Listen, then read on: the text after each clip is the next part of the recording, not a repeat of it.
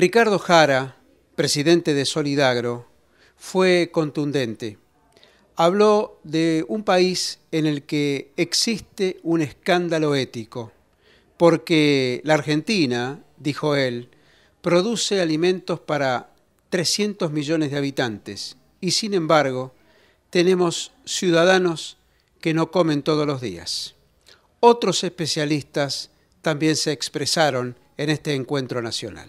En Argentina vive en el 1% del país, más de el 1% de todo el espacio físico, 14 millones de habitantes, un tercio de la población del país. La migración viene de las provincias del norte y en algunos casos de los países limítrofes. En el caso de los países limítrofes, la migración sube y baja, depende la posibilidad que tienen las personas de enviar remesas. Es decir, alguien viene aquí y le envía dinero a sus familias cuando el tipo de cambio es favorable y el contexto económico es favorable. En este momento, efectivamente es así.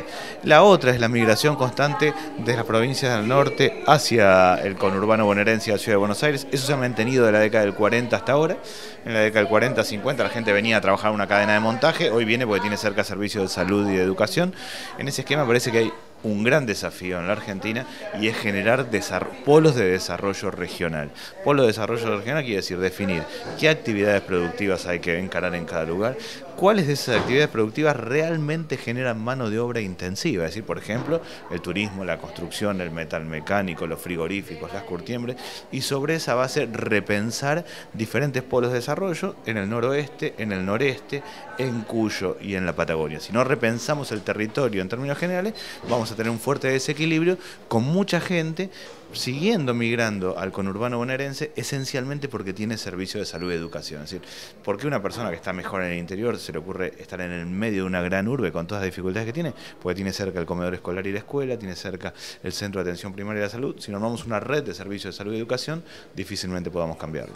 Si uno siguiera invirtiendo en educación por los próximos 15 años y a esa inversión se le agregara mayor solvencia técnica, creo que podríamos volver a estar en los primeros niveles de cualquier ranking internacional. El tema es que Argentina suele ser muy cíclica, entonces este 6% del PBI que se viene invirtiendo ahora necesita sostenerse aun cuando haya una crisis económica, y en general cuando empieza a haber crisis o cuando hay algún síntoma de preocupación económica se deja de invertir en educación como primera medida. Si dejamos de invertir en educación, sin duda nunca nos va a ir bien y nunca vamos a llegar. ¿Por qué? Porque justamente el otro día entregué para un journal de Australia un artículo que muestra que una crisis económica afecta un tiempo pero se recupera rápidamente. Pero las consecuencias de esa crisis sobre la pobreza y sobre la educación son de mucha más larga duración y la recuperación es mucho más lenta. Entonces, uno, evitar las crisis, y dos, llegadas, evitar el impacto sobre la pobreza y la educación y buscar algún otro indicador para hacer los ajustes económicos necesarios. La Argentina no es Polonia del 45, donde los que escaseaban eran los alimentos. Acá los alimentos están en todas las esquinas de todos los barrios, aún de los barrios más pobres. El problema es tener los recursos para ir a comprarlos. Entonces yo creo que si hay un programa de subsidio a la demanda, donde a las familias necesitadas se les da un acceso a comprar alimentos como transporte, como bienes básicos, a lo mejor un precio diferencial o sin IVA, etcétera, de la misma manera que se le da para cobrar la asignación familiar por hijo o que se le da para viajar en un colectivo. Bueno, yo creo que eso debería ser la base de la política. ¿Y cuál es la responsabilidad de la comunidad rural? Comprometerse con esas políticas, comprometerse también políticamente. O sea, esto no significa partidariamente, pero sí políticamente. O sea, hacer oír su voz, hacer oír su reclamo en esto. Porque en esto también nos va. Por supuesto que esto también pasa por trabajo en blanco, porque es parte de la ley, o sea, no hay ni que decirlo, respetando las leyes, no esto que se va a llamar trabajo esclavo, que habrá algo de show, pero también hay algo de realidad. Entonces, todas estas cosas creo que son lo central de la sociedad civil, no solo de la sociedad, de la comunidad agropecuaria. Hablaste en el comienzo, en la presentación, de la Argentina real. Diste cifras concretas y mencionaste la palabra ética.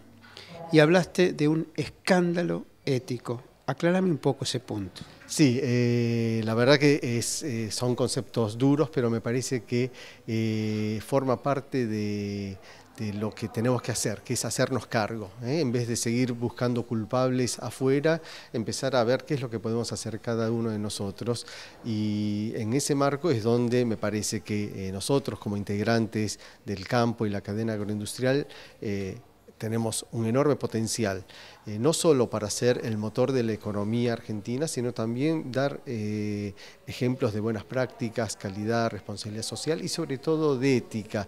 Fíjate que el tema ética es un tema que a veces se lo considera como abstracto, y sin embargo, si te pones a pensar, la ética tiene que ser la amalgama entre la política, la economía y la sociedad para que las cosas funcionen.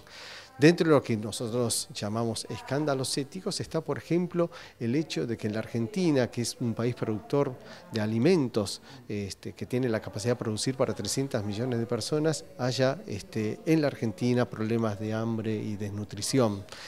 También es un escándalo ético que haya cerca de 1 millón de jóvenes de 16 a 24 años que no estudian ni trabajan y que en realidad tienen el futuro hipotecado, ¿no es cierto? Nosotros no podemos hacer vista gorda a eso.